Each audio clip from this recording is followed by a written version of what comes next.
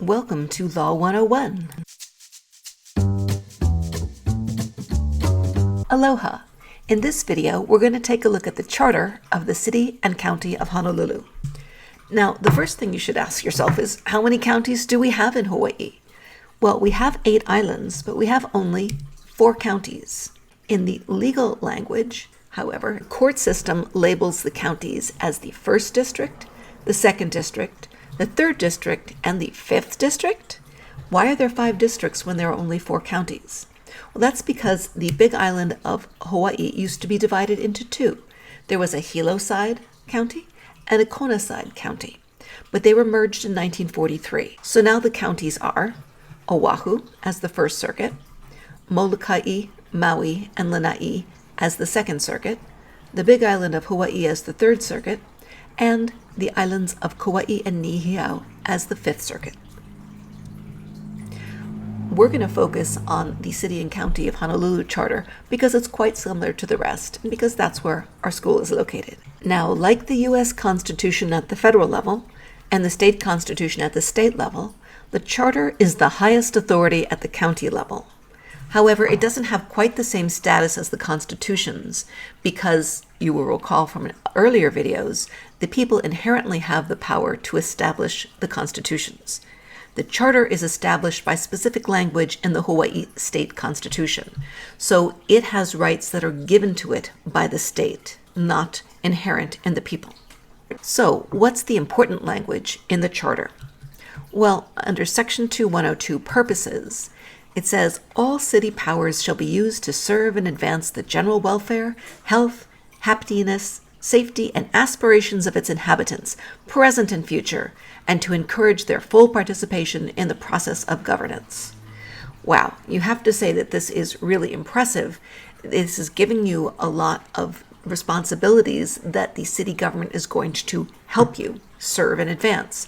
Your welfare, health, happiness, safety, and aspirations, which are your hopes and dreams. Notice that it also is going to encourage your full participation in the process of governance. You'll recall that the state constitution said that to retain your rights, you had to be an active participation in your government, and that's what the Charter is getting at here too, when it says it encourages your full participation in the process of governance. That means you should educate yourself on who your council members are and what the issues are before the county, and make your wishes known, make your voice known to your representatives. We'll cover who your representatives are when we get to the legislative branch. So what are some of the other key provisions? The structure of government says there are 2 coordinate branches to be known as the legislative branch and the executive branch. What's missing? Well, as we discussed in an earlier video, there are no courts in Hawaii at the county level. This is extremely unusual, so if you should move to another state, you should realize that you probably will have county level courts that do roughly the same thing that our lower level trial courts do, and we'll talk more about that when we cover the judiciary.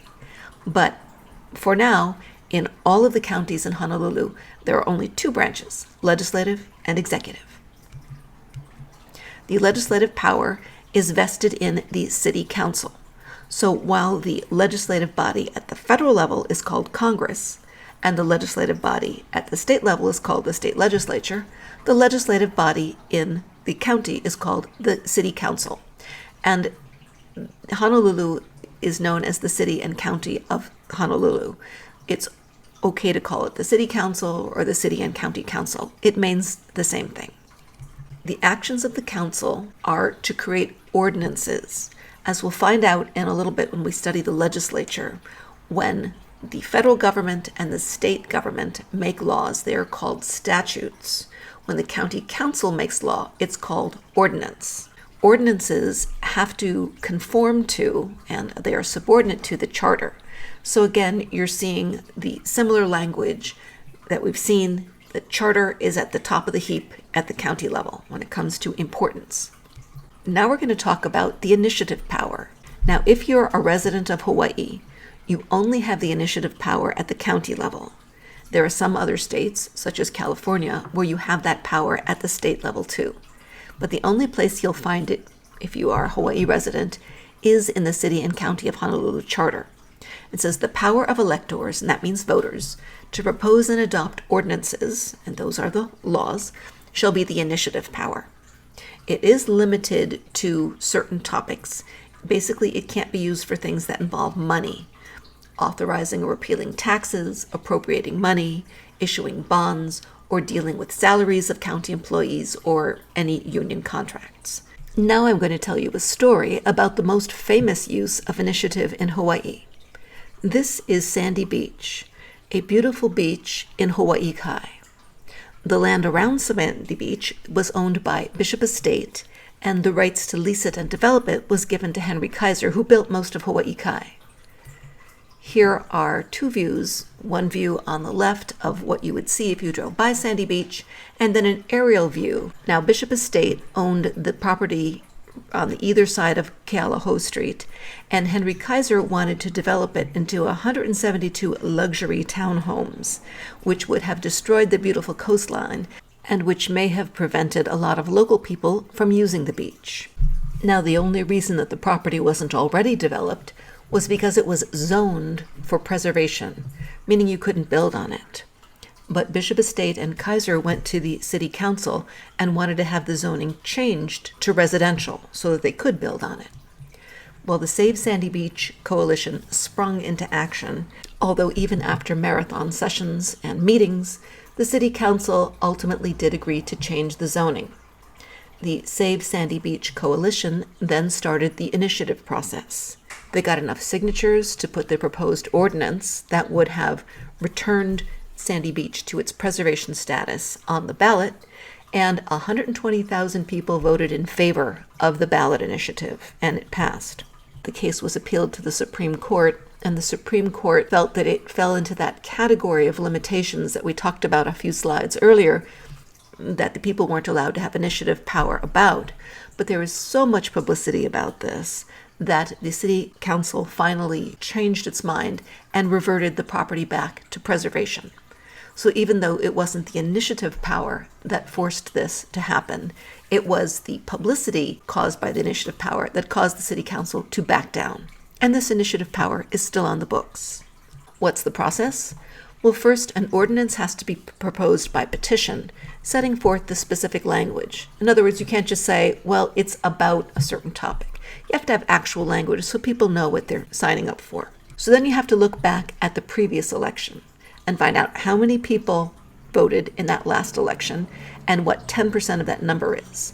And then you need to get that number, whatever it is, of registered voters to sign your petition. Then the petition is filed with the council at least 90 days prior to a general election, and then the voters will vote on that.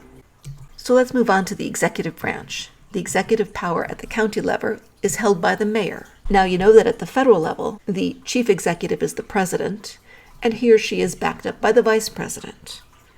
At the state level, the head executive is the governor, and the backup for that governor is the lieutenant governor. But there's no vice mayor or lieutenant mayor at the city and county of Honolulu. Instead, the person who is second in command is the managing director.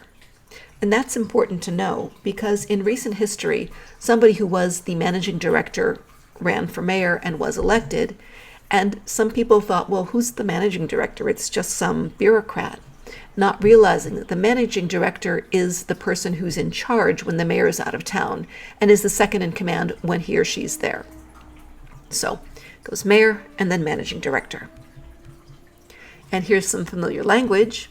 Department heads and the managing director are nominated by the mayor by and with the advice and consent of the council. So we saw the advise and consent power at the federal level and the state level. And at those levels, the advice and consent power is held by the Senate. Well, there's only one branch of the legislature at the county level. There's just one group called the county council. So instead of saying the Senate, it is the county council who has to give the advise and consent power, that vote, to allow people to be named as department head and managing director. And that's a taste of what the county charter looks like.